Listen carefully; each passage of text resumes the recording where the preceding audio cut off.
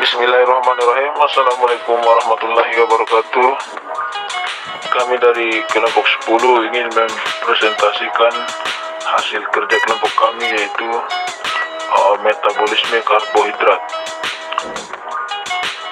Baik, anggota kelompok kami yaitu yang pertama Zulkifli Syam, yang kedua Suryaningsi, yang ketiga Yasin, yang keempat Andi Sugardi, dan yang kelima Anas Maulana.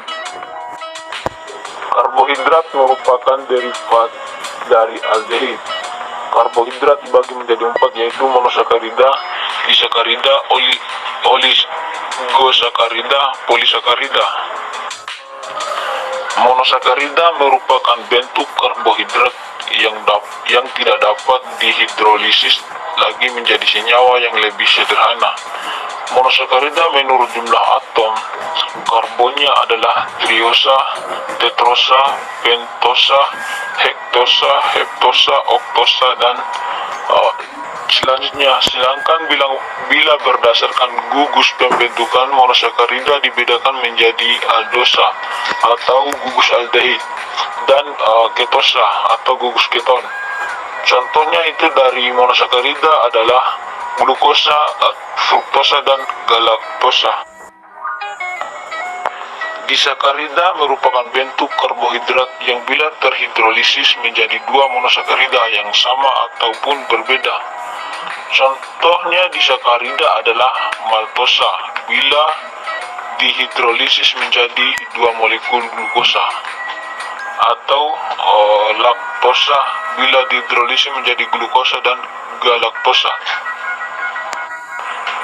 Olisakarida merupakan bentuk karbohidrat yang bila dihidrolisis menjadi 2 sampai 10 unit monosakarida.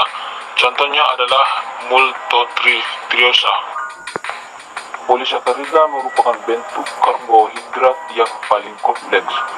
Polisakarida bila dihidrolisis akan menghasilkan lebih dari 10 molekul monosakarida.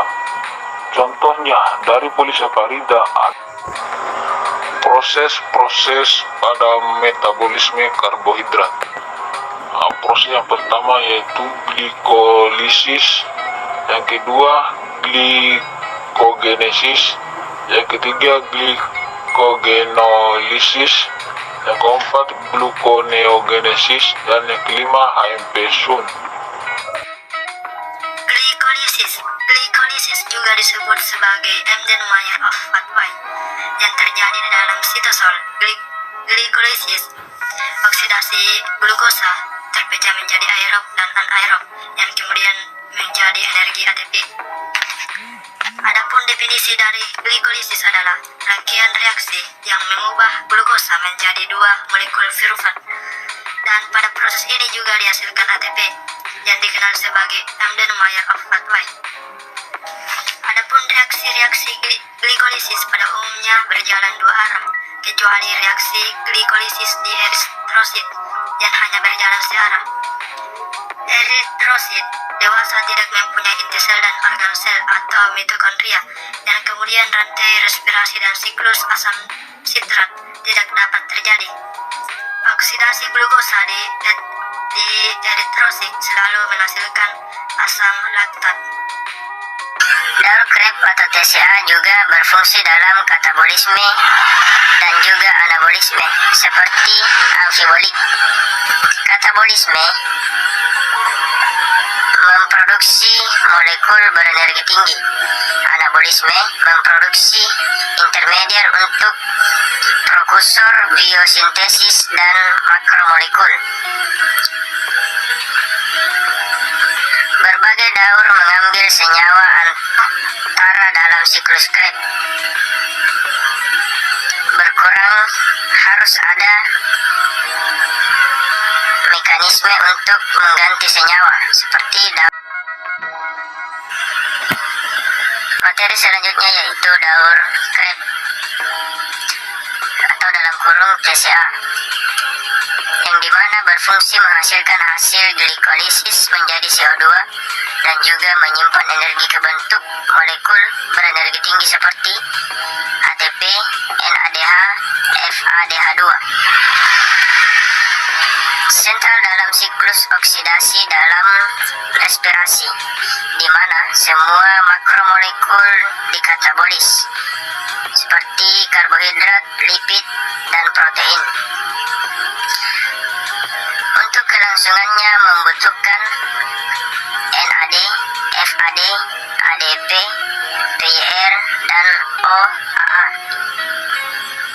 menghasilkan senyawa intermedier yang penting seperti asetil CoA, AKG, dan OAA. Merupakan Di sini saya akan menjelaskan mengenai glikogenesis. Di mana glikogenesis yaitu sintesis glikogen dari glukosa, kemudian terjadi di dalam hati dan otot. Untuk reaksi pertama pada glikogenesis yaitu magnesium, terdapat glukosa tambah ATP menjadi glukosa 6-fosfat ditambah ADP. Terdapat glukokinase atau heksokinase. Kemudian pada reaksi kedua, glukosa ADP yaitu glukosa 6-fosfat menjadi glukosa 1-fosfat, terdapat fosfoglukomutase. Kemudian untuk reaksi yang ketiga, glukosa 1-fosfat ditambah UTP menjadi UDPG tambah pirofosfat. Terdapat UDPG pirofosfat. Pada glikogenesis terdapat enzim glikogen sintase atau sintas yang dapat membentuk ikatan delta 1,4 glikosidik atau rantai lurus dari glikogen. Kemudian enzim pencabang atau bercabang enzim dapat membentuk ikatan delta 1,6 glikosidik atau rantai cabang dari glikogen. Terdapat juga glikogen seperti pohon, cabang, dan rantai. Untuk glikogenolisis, yaitu proses pembecahan glikogen dalam otot, tujuannya untuk mendapat energi bagi otot. Kemudian hasil akhirnya pirufat atau laktat, yaitu sebab glukosa 6-fosfat yang dihasilkan dari glikogenolisis masuk ke jalur glikolisis di otot. Kemudian dalam hati, tujuannya untuk mempertahankan kadar glukosa darah di antara dua waktu makan. Dan terdapat glukosa 6-fosfat akan diubah menjadi glukosa.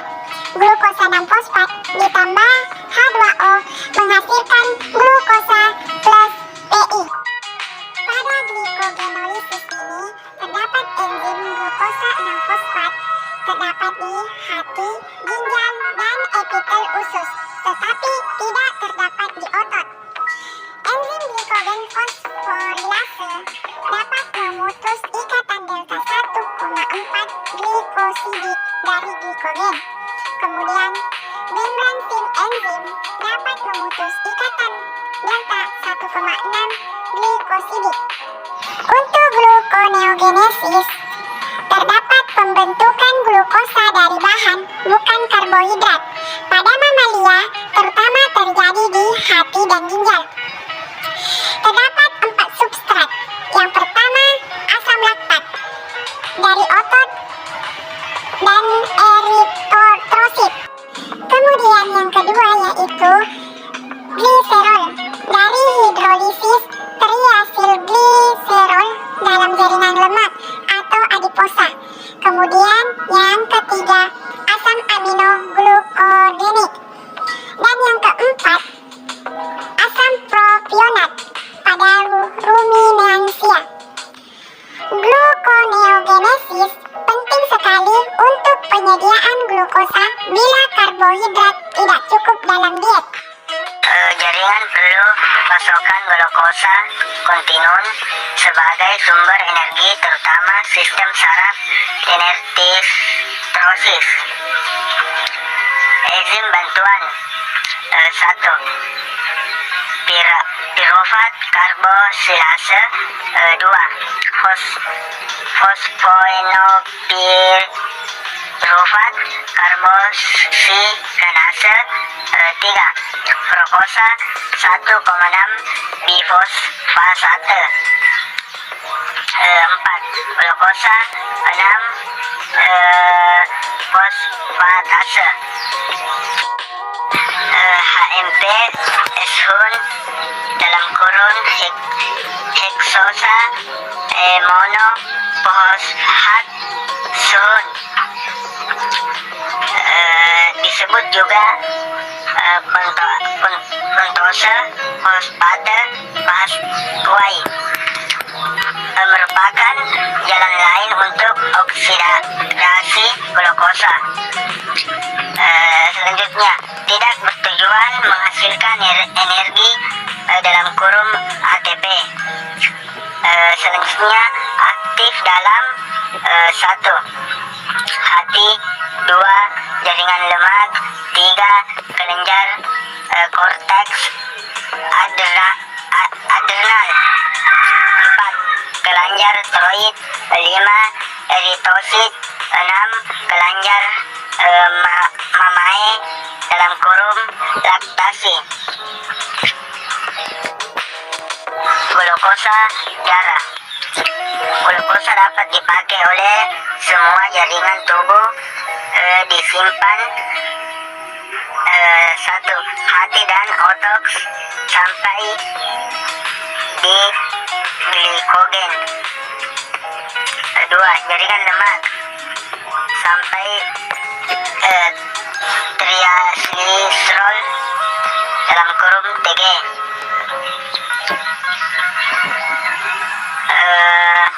2. sumber glukosa darah. 1. karbohidrat makanan. 2. glikogenesis haper. 3. gluconeogenesis. Selanjutnya, hormon yang mengatur glukosa darah. 1. insulin. 2. hormon darah kelenjar sisfovial anterior. Growth hormon dari kelenjar medulan adrenal, epinefrin, glukagon.